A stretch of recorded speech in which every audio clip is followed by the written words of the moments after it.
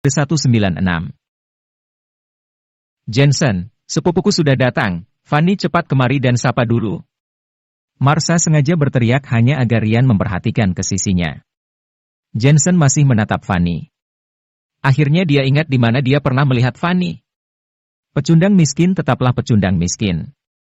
Sekali bertemu wanita cantik saja dia bahkan tidak bisa mengalihkan pandangannya, tidak bisa bersikap sopan sama sekali. Melihat Jensen dalam keadaan tercengang, Marsha langsung mengira Jensen tertarik dengan sepupunya.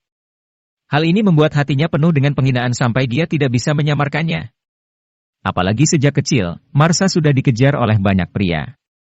Tipe pria seperti Jensen ini sudah banyak dia lihat, yang termasuk dalam salah satu pria yang mengejarnya, sampai keberadaannya pernah dia teriaki. Sementara Fanny juga sedang mengamati Jensen, dia hanya memberikan 30 poin saja untuk Jensen. Setelan olahraga murahan. Jam tangan pun tidak ada. Pilihan gaya yang buruk, sekilas saja sudah kelihatan kalau dia adalah seorang pecundang yang menyamar. Benar-benar tidak pantas mendapatkan wanita cantik nan kaya seperti dirinya. 30 poin yang dipaksakan itu hanya untuk parasnya saja, lagi pula ketampanan paras tidak akan bertahan lama. Tapi setelah Fanny melihatnya lebih cermat tiba-tiba jantungnya berdebar kencang, bukankah ini Tuan Jensen? Tuan Jensen kemari untuk menjadi kencan butanya? Seluruh tubuhnya bergidik, Tuan Jensen ini adalah bos dari perusahaan Downing International.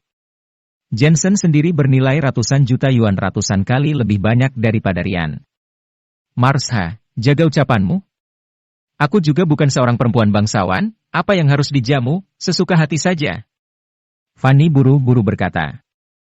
Sekarang ini mana ada sosok Ryan, di matanya hanya dipenuhi bayangan Jensen.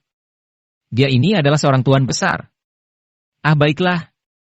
Marsha terkejut dengan sikap Fanny seperti ini, bukankah sepupunya seharusnya tidak begitu mempedulikannya? Tapi dia juga tidak mau berpikir banyak, hanya sekedar mengira Fanny sedang berakting merayu Jensen saja.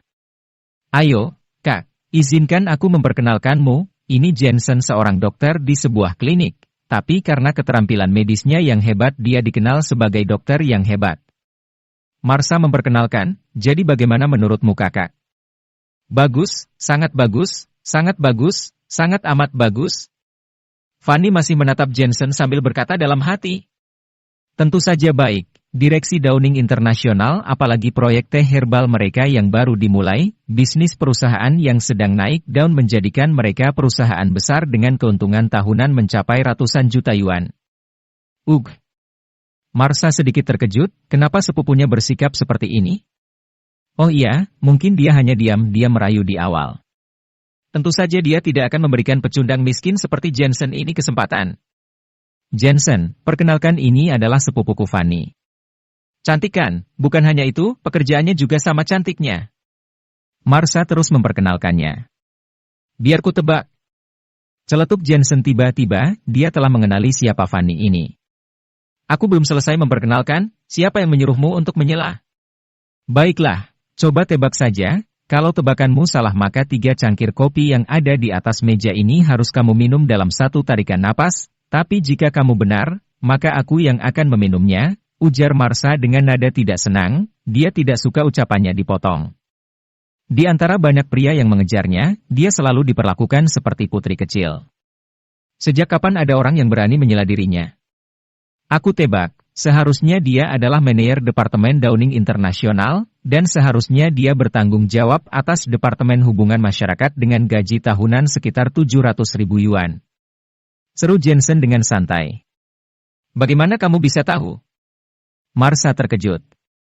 Haha, aku hanya menebak. Jensen terkikik, tentu saja dia tahu.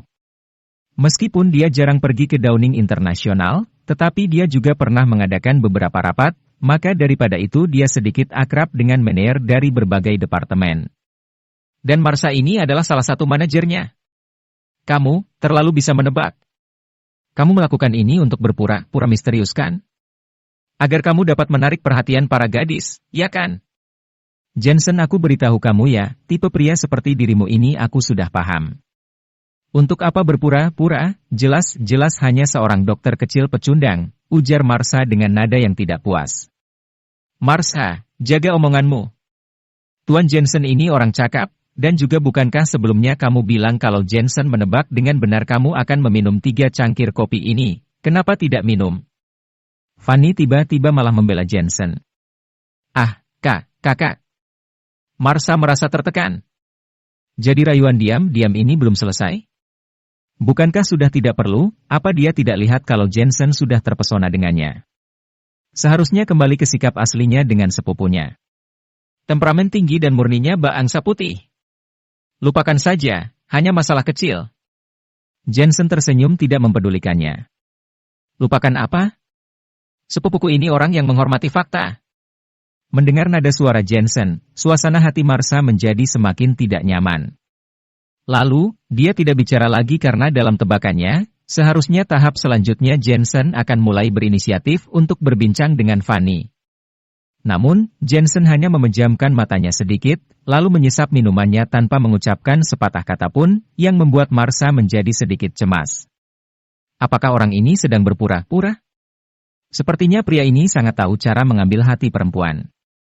Maka daripada itu dia tahu cara bermain keras untuk mendapatkannya. Tuan Jensen, bukan, Jensen apa pendapatmu tentang kopi di sini?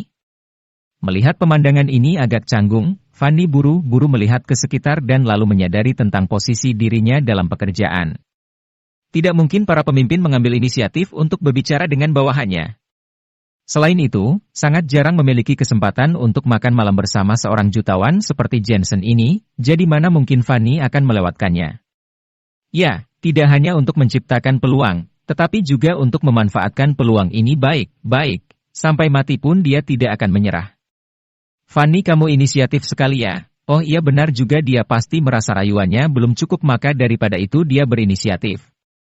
Melihat Fanny mencari topik seperti ini, Marsha langsung menebaknya secara diam-diam. Lumayan. Jawaban Jensen sangat sederhana. Hehe. Fanny tersenyum canggung, untuk sementara waktu dua tidak tahu bagaimana harus bereaksi. Marsha menatap Jensen dengan tatapan yang lebih dingin. Amarah dalam hatinya seketika bergejolak. Pria ini bisa juga ya bertahan, jadi sekarang Marsha harus berinisiatif untuk membuka pembicaraan. Jensen, menurutmu sepupuku ini bagaimana? Lumayan. Jensen masih dengan kalimat yang sama. Apanya yang lumayan? Jadi menurutmu sepupuku cantik? Lantas bagaimana perasaanmu tentang dia? Sudah, langsung katakan saja. Emosi sudah menumpuk, awalnya sudah memiliki awal yang bagus, alhasil malah berakhir tidak sesuai dengan harapannya. Ini, aku juga tidak tahu harus bagaimana mengatakannya. Ujar Jensen canggung. Apa yang tidak tahu bagaimana mengatakannya? Oh, aku tahu, pasti kamu pikir sepupuku ini tidak cukup cantik. Marsha mulai marah.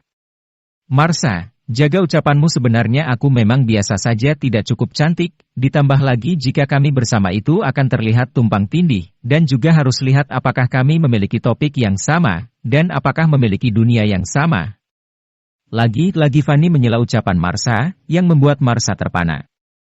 Rayuan diam-diam ini terus saja datang, padahal sepupunya tidak perlu merendahkan dirinya untuk sosok pecundang miskin ini. Oh, baiklah kalau begitu. Sebenarnya aku juga tidak pandai dengan eksperimen kencan buta ini, jadi aku tidak bisa memberikan tipe persis seperti yang kamu inginkan. Akhirnya terungkap semua keraguannya tentang Jensen, dia tidak ingin berdebat lagi. Eksperimen kencan buta. Marsha sedikit bingung. Bagaimanapun, dia mengira Jensen diundang oleh Marsha ke sini untuk membuat marah Rian, alhasil Jensen yang diundang malah lebih kaya daripada Rian. Ternyata begitu. Tiba-tiba, ekspresi wajah Fanny menegang, dia pun menyeletuk, Jensen, jangan salah paham, sebenarnya sepupuku ini memintaku untuk datang ke kencan buta, tujuannya untuk membuat emosi pria yang ada di sana. Dia selalu menyukaiku, dan orang tuaku juga sangat puas dengannya, tapi menurutku, memang sangat baik jika kita bersama. Semua orang akan suka itu, tapi sayangnya, aku tidak memiliki perasaan apapun kepadanya, tapi aku juga tidak ingin mengecewakan orang tuaku, maka daripada itu aku membutuhkan bantuanmu untuk memberitahu pria yang ada di sana bahwa aku sudah punya pacar.